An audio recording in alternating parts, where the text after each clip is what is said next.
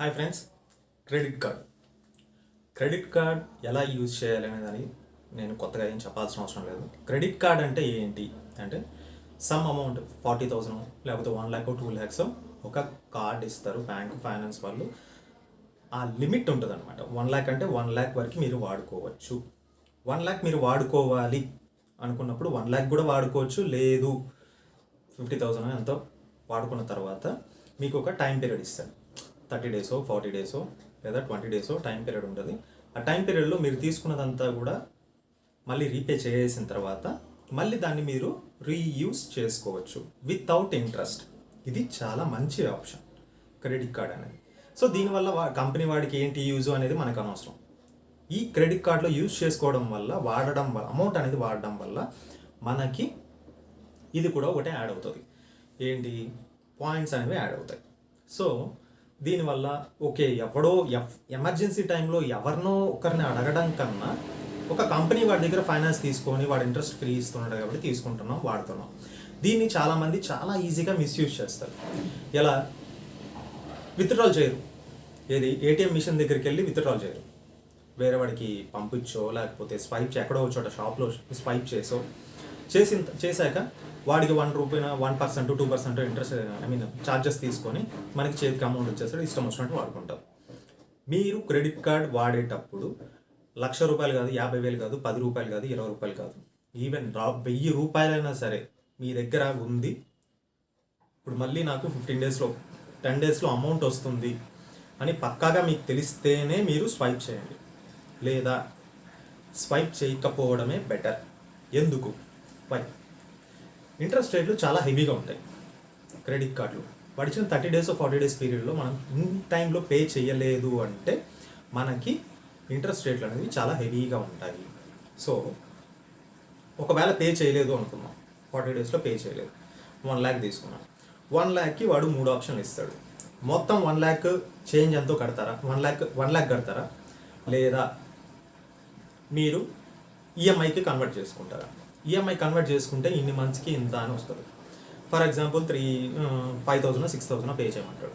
So ఆ 5,000 6,000లో principal వెళ్ళేది 6,000 అనుకుందాం. ఫర్ ఎగ్జాంపుల్ 6,000లో మీకు ప్రిన్సిపల్ అనేది 3,000 యాడ్ అవుద్ది. మిగిలిన 3,000 అనేది దేనికి? ఇంట్రెస్ట్కి, నువ్వు కార్డు అమౌంట్ వాడుకున్న దానికి యాడ్ అయిపోతుంది. లేదు 6,000 నేను కూడా కట్టలేను అంటే 3,000 కట్టమంటాడు. ఈ 3,000 వల్ల యూజ్ ఏంటి అంటే మనకి మళ్ళీ ఒక 40 days 30 days లేదా 15 days టైం ఇస్తాడు. బకెట్ అమౌంట్ అంటారు. So bucket amount, minimum amount, principal amount, ఇవన్నీ ఈ 3 ఉంటాయి. ఎప్పుడు మీరు 40 days స్కిప్ చేశాక వచ్చే ఆప్షన్స్ ఇవి. 40 days లోపల పే చేస్తే మీకు ఎలాంటి ఛార్జెస్ ఉండవు. సో ఒకవేళ అప్పుడు కూడా పే చేయలేదు, recovery agent first 40 days skip చేయగానే రికవరీ ఏజెంట్ అడ్రస్ ఎత్తుకుంటా ఫోన్ చేస్తా ఇంటికాడికి వస్తాడు. సో మీరు ఎప్పుడు కూడా ఈ క్రెడిట్ కార్డు ఉంది కదా, దీంట్లో 1 lakh వాడేసాం, ఇంకో క్రెడిట్ కార్డ్ ఆర్బీఐలో వాడు ఫోన్ చేస్తున్నాడు, వాడి దగ్గర కార్డు తీసుకొని దాంట్లో స్వైప్ చేసి దీన్ని కట్టేద్దాం అనుకుంటారు. మరి మీరేం చేస్తున్నారు? ఇంకా క్రెడిట్ కార్డులో తీసుకొని పే చేస్తే కొన్ని రోజుల వరకు బాగానే ఉంటుంది. 4 months 6 months 1 year వరకు బాగానే ఉంటుంది. ఇక్కడ ఈ కార్డు నుంచి తీస్తాం, ఈ కార్డుకి పే చేస్తాం, ఈ కార్డు నుంచి తీస్తాం, ఈ కార్డుకి పే చేస్తాం. ఇట్లా పే చేస్తూ ఉండడం వల్ల ఏమవుద్దంటే ట్రాన్సాక్షన్ ఛార్జెస్ అనేవి యాడ్ అవుతూ ఉంటాయి ఎవ్రీ మంత్. ఇది 6 months తర్వాత 1 year తర్వాత ఏమవుతుందంటే 5,000 నుంచి 6,000 యాడ్ అవుద్ది. ఏది?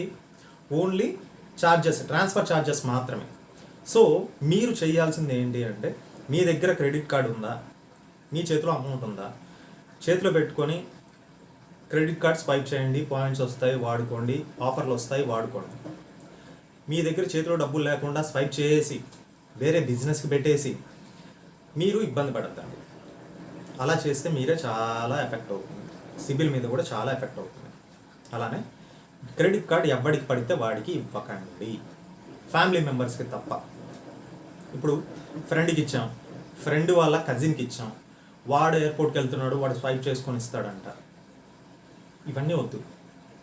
ఒకవేళ ఇన్ కేస్ మీ ఫ్రెండ్కే ఇచ్చారు, వాడికి ఏమన్నా అయింది, 1 lakh స్వైప్ చేశాడు, 1 lakh స్వైప్ చేసిన తర్వాత వాడు హాస్పిటలైజ్ అయ్యాడు, అయ్యాక వాడిని వెళ్ళి మీరు డబ్బులు అడగలేరు, వాళ్ళ ఫ్యామిలీకి ఇది ఇలా తీసుకున్నాడు అని చెప్పలేరు. 1 లక్ష ఎవడు కట్టాలి? మీరే కట్టాలి. రికవరీ ఏజెంట్ ఎవరింటికి వస్తాడు? మీ ఇంటికే వస్తాడు. వాడికి ఈ సోది చెప్పాడు అనుకోండి, కార్డ్ ఎవడి పేరు మీద ఉంది అంటాడు, నా పేరు మీదే అంటారు. ఎవడు పే చేయాలి అంటాడు, నేనే అంటాను. వాడికి అక్కర్లేదు, కార్డ్ హోల్డర్ ఎవరు? నువ్వు ఇచ్చావు, అది నీ పర్సనల్, నువ్వే వాడుకోవాలి కదా, నువ్వే పే చేయాలి కదా. ఇలానే మాట్లాడతాడు. అప్పుడు ఇంట్లో వాళ్ళకి ₹1,00,000 అమ్మ నాన్న ₹1,00,000 ఫ్రెండ్ వాడుకున్నాడు, ఈ ₹1,00,000 రికవరీ ఏజెంట్ ఇంటికి వచ్చాడు, మీరు పే చేసేయండి, మళ్ళీ వాడి దగ్గర ఇప్పిస్తాను అంటే ఒప్పుకుంటారా? బాగా డబ్బులు ఉన్న వాళ్ళు అయితే ఒప్పుకుంటారు, మిడిల్ క్లాస్ వాళ్ళు అయితే ఒప్పుకోరు. సో కాబట్టి ఎవడికి పడితే వాడికి ఎందుకు ఇవ్వకూడదు, ఎందుకు అనే దానికి ఎగ్జాంపుల్ చెప్తాను.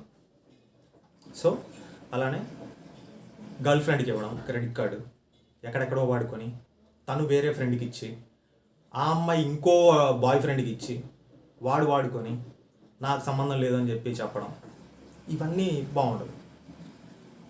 ఇబ్బంది పడేది మీరే. ఫైనల్గా ఇబ్బంది పడేది ఎవరు అంటే కార్డ్ హోల్డరే. కాబట్టి క్రెడిట్ కార్డ్ని ప్రాపర్గా యూజ్ చేసుకోండి.